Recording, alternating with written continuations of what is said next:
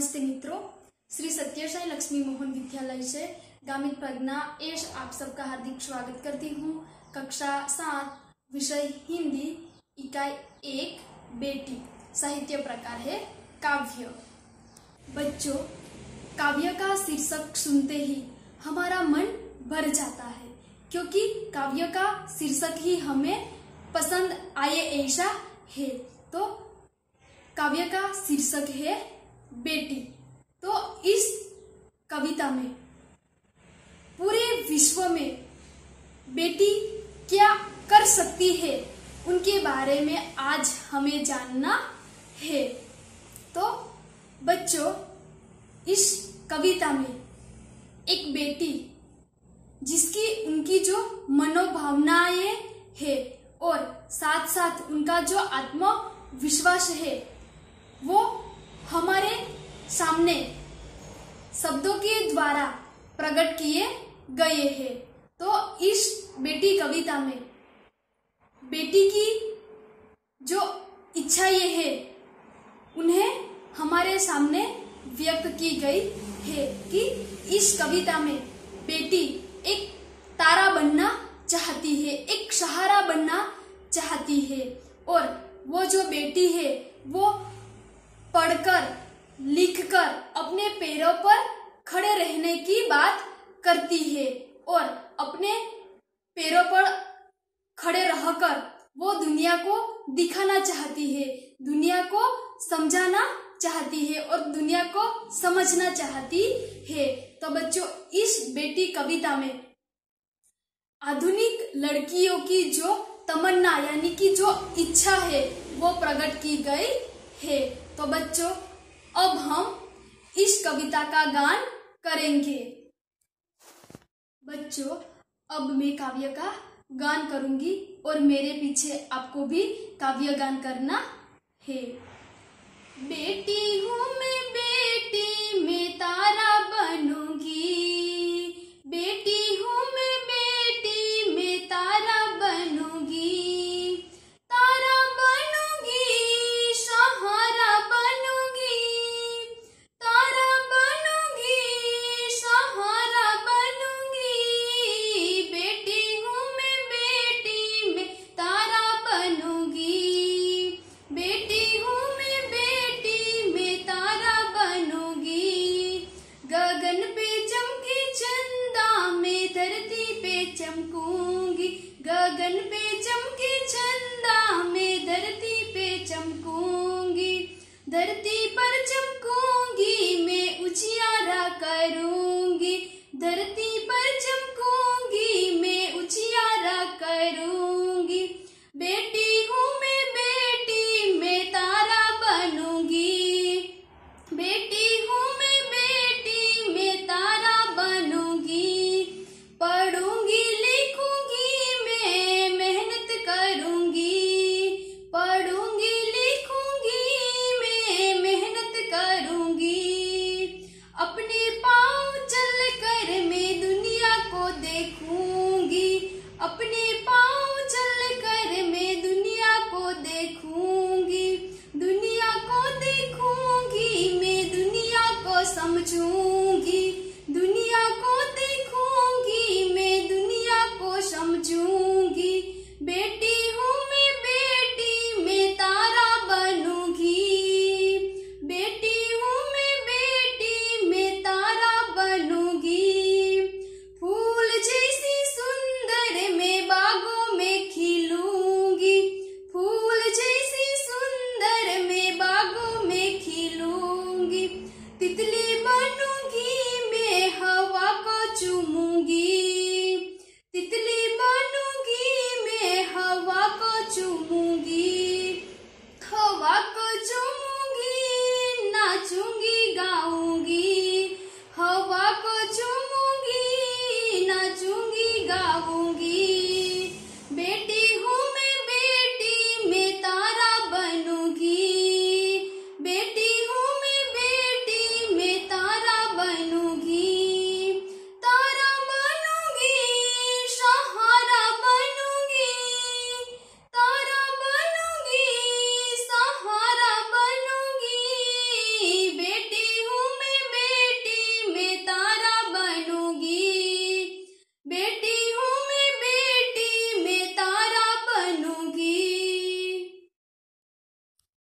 बच्चों, अब हम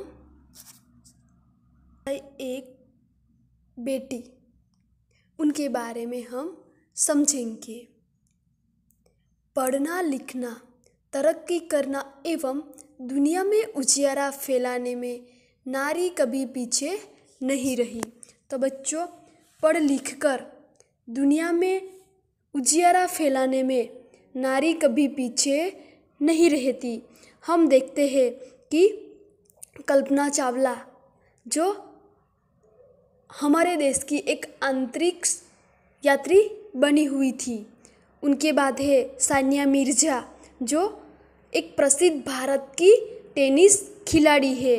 उनके बाद हम देख सकते हैं तो किरण बेदी जो IPS ऑफिसर बन सकती है। तो इसी प्रकार बच्चों, आज दुनिया में जो नारी है वो कभी पीछे नहीं रहती।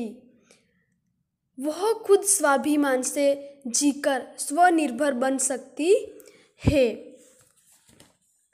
तो लड़कियों चाहती है कि उन्हें आगे बढ़ने के लिए अवसर दिए तो वो आगे बढ़ सकती है। वे पढ़ लिख कर योग्य और आत्मनिर्भर बनना चाहती है।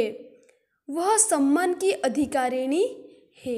समाज व राष्ट्र की उन्नति में नारी महत्वपूर्ण योगदान दे सकती है।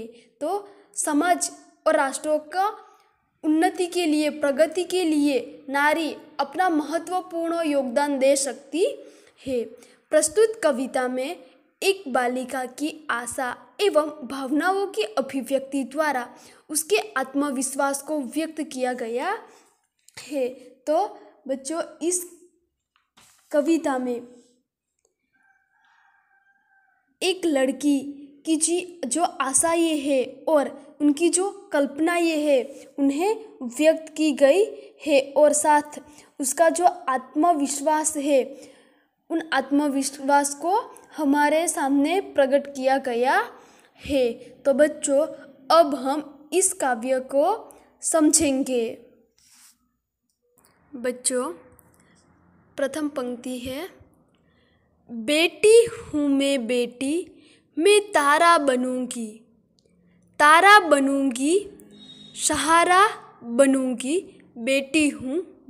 यहाँ पर हम चित्र में देख सकते हैं कि एक बेटी का चित्र है और उनके सामने हमें तारे और चांद का चित्र भी दिखाई दे रहा है। तो यहाँ पर मुहावरे का अर्थ है तारा बनना, यानी कि श्रेष्ठ बनना, स्व विकास करना, खुद का विकास करना।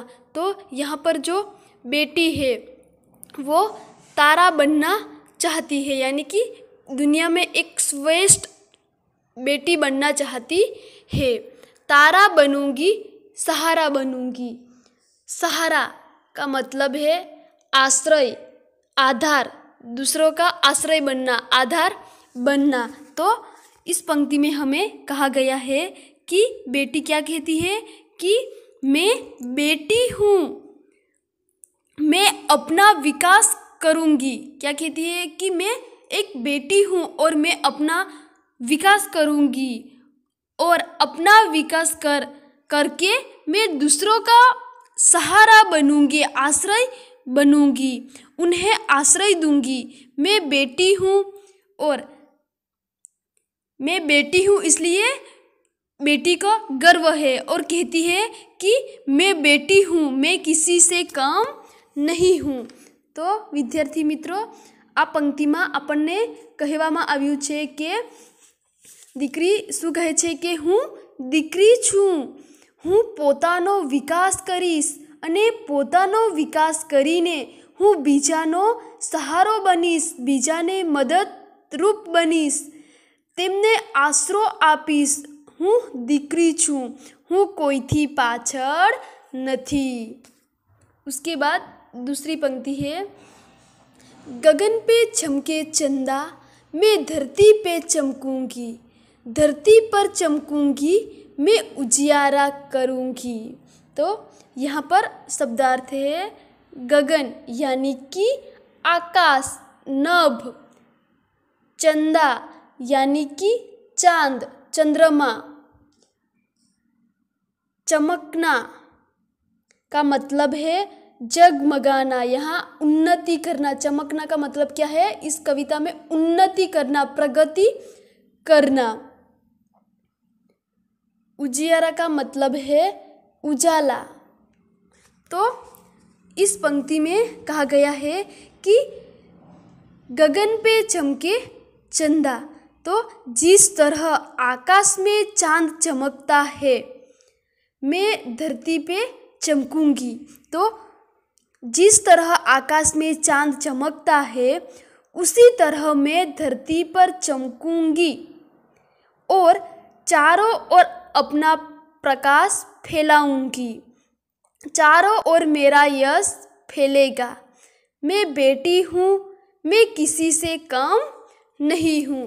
तो बच्चों क्या कहना चाहती है बेटी? तो जेवी रीते आकाशમાં ચંદ્ર ચમકે છે, તેવી રીતે હું ધરતી ઉપર ચમકીશ અને ચારે બાજુ પોતાનો પ્રકાશ ફેલાવીશ, ચારે બાજુ મારો યશ ફેલાવીશ। હું દીકરી છું, હું કોઈથી પાછળ નથી। उसके बाद है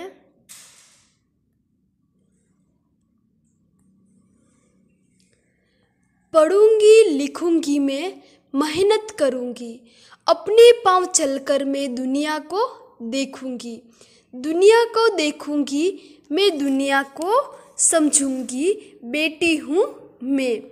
तो यहाँ पर बेटी क्या कहती है कि मैं पढ़ूंगी। यहाँ पर हम चित्र देखते हैं कि बेटी बैठकर पढ़ रही है। तो बेटी क्या कहती है कि मैं पढ़ूंगी, लिखूंगी और मेहनत करके आगे बढ़ूंगी और मैं आत्मनिर्भर बनूंगी। पढ़ लिख कर मैं दुनिया के व्यवहारों को देखूंगी और समझूंगी। मैं बेटी हूँ, मैं किसी से कम नहीं हूँ।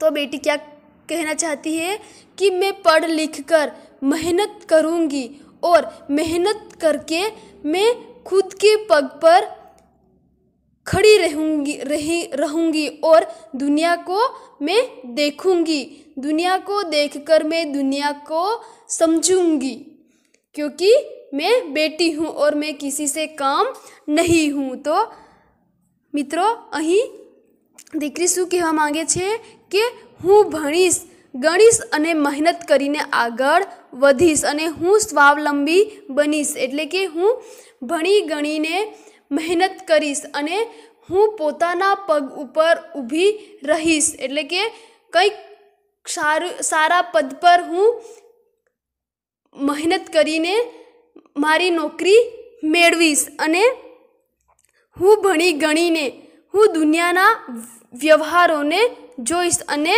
દુનિયાને હું સમજીશ। હું દીકરી છું, હું કોઈથી પાછળ નથી। उनके बाद चौथी पंक्ति है फूल जैसे सुंदर मैं बागों में खिलूंगी, तितली बनूंगी मैं हवा को चूमूंगी, हवा को चूमूंगी, नाचूंगी गाऊंगी, बेटी हूँ मैं। तो यहाँ पर शब्दार्थ है तितली का मतलब है रंग बिरंगी उड़ता हुआ पतंगा। तो यहाँ पर क्या कहा है कि बेटी क्या कहती है कि जिस तरह बाग में सुंदर फूल खिलते हैं, यहाँ पर हमें चित्र में दिख सकते हैं, यहाँ पर बाग में फूल खिला हुआ है और यहाँ पर तितली उड़ रही है। तो जिस प्रकार बाग में सुंदर फूल खिलते हैं, उसी तरह बेटी दुनिया रूपी बगीचे में खिलने की बात करती है। तो जिस तरह बाग में सुंदर फूल खिलते हैं, उसी तरह मैं दुनिया रूपी बगीचे में खिलूंगी और अपने कार्य से जीवन में सुगंध फैलाऊंगी। तो यहाँ पर बेटी है वो बाग रूपी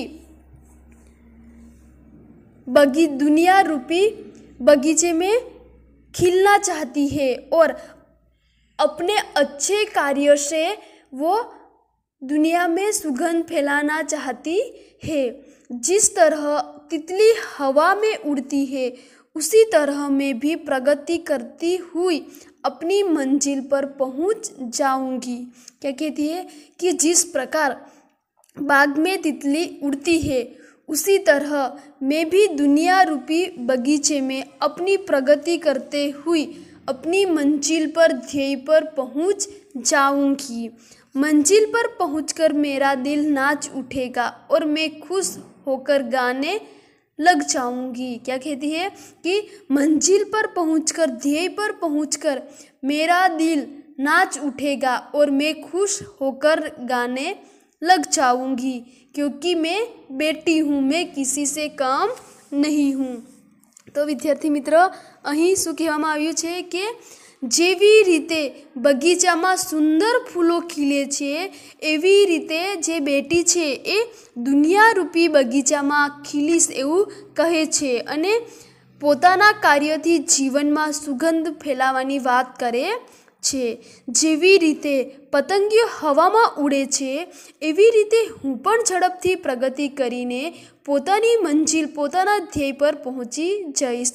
મંજિલ પર પહોંચીને મારું દિલ મારું હૃદય નાચી ઉઠશે અને હું ખુશ થઈને ગાવા લાગીશ, કારણ કે હું દીકરી છું, હું કોઈથી પાછળ નથી। तो बच्चों, एक बार हम फिर से इस काव्य को देख लेते हैं कि प्रथम पंक्ति में बेटी क्या कहती है कि मैं बेटी हूँ और इसलिए मैं तारा बनूंगी, यानी कि दुनिया में एक श्रेष्ठ बेटी बनूंगी और तारा बनकर मैं दूसरों का सहारा बनूंगी। और गगन पे आकाश में जिस प्रकार चंद्रमा चमकता है इसी तरह मैं धरती पर चमकूंगी, धरती पर चमकूंगी और धरती में उजियारा करूंगी। बेटी हूँ मैं, किसी से कम नहीं हूँ। उनके बाद तीसरी पंक्ति है, पढ़ूंगी लिखूंगी, पढ़ लिख कर मेहनत करके वो अपने खुद के पाँव पर खड़ी रहना चाहती है और दुनिया को देखना चाहती है और दुनिया को समझना चाहती है, क्योंकि बेटी हूँ मैं किसी से कम नहीं हूँ। चौथी पंक्ति में है, दुनिया रूपी बाग में बेटी खिलना चाहती है और अपने कार्यों से सुगंध फैलाना चाहती है। और जिस प्रकार तितलियां हवा में उड़ती है उसी तरह बेटी भी प्रगति करते हुए अपनी मंजिल पर पहुंचना चाहती है और अपना मंजिल पर पहुंचकर मेरा दिल नाच उठेगा और मैं खुश होकर आगे गाने लग जाऊंगी, क्योंकि मैं बेटी हूँ, मैं किसी से कम नहीं हूँ। तो बच्चों, हमें भी इस बेटी की तरह तारा बनना है, दुनिया में श्रेष्ठ बनना है और दूसरों का सहारा बनना है और अपने मंजिल तक, हमारे ध्येय तक हमें भी पहुंचना है। तो बच्चों, मैं आशा रखती हूँ कि बेटी काव्य आपको अच्छी तरह समझ में आ गई होंगी। बच्चों, यहाँ पर मैंने शब्दार्थ और मुहावरे लिखे हैं, तो शब्दार्थ और मुहावरे का अर्थ आपको नोटबुक के अंदर लिखना है। और उसके बाद है बच्चों अभ्यास। तो अभ्यास का प्रश्न 1 हमें नहीं लिखना, प्रश्न 2 है, निम्नलिखित प्रश्नों के मौखिक उत्तर दीजिए। तो ये प्रश्नों का उत्तर आपको नोटबुक के अंदर लिखना है। उनके बाद है प्रश्न 3, बॉक्स में दिए गए शब्द के अर्थ शब्दकोश में से ढूंढकर उन्हें शब्दकोश के क्रम में पंक्तियों में लिखिए।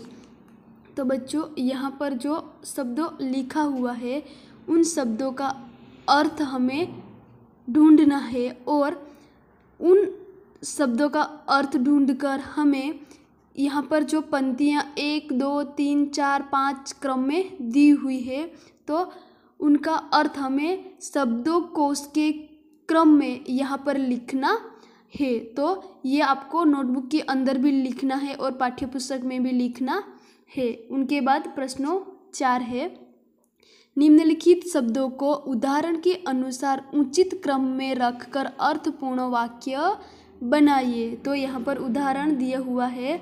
प्रथम उदाहरण जिसमें शब्द है चाहिए का प्रसार घर घर होना में शिक्षा। तो यहाँ पर जो शब्दों दिए हुए हैं तो उन शब्दों का हमें नीचे वाक्य बनाना है। उचित क्रम में रखकर हमें अर्थपूर्ण वाक्य बनाना है। तो क्या वाक्य बनेंगे कि घर घर में शिक्षा का प्रसार होना चाहिए।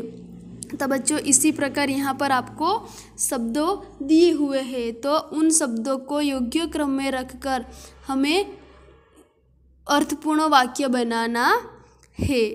उसके बाद है स्वाध्याय। स्वाध्याय का पहला प्रश्न है, निम्नलिखित प्रश्नों के उत्तर लिखिए।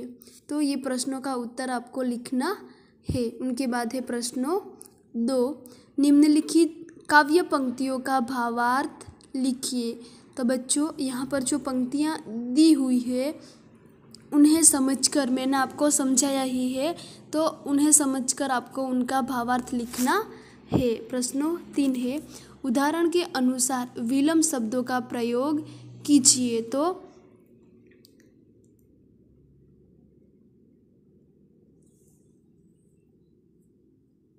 यहाँ पर बच्चों उदाहरण में हम देख सकते हैं शब्द दिया हुआ है कि सफल, उनका विरोधार्थी शब्द विलोम शब्द क्या होगा असफल। तो नीचे वाक्य बनाया है।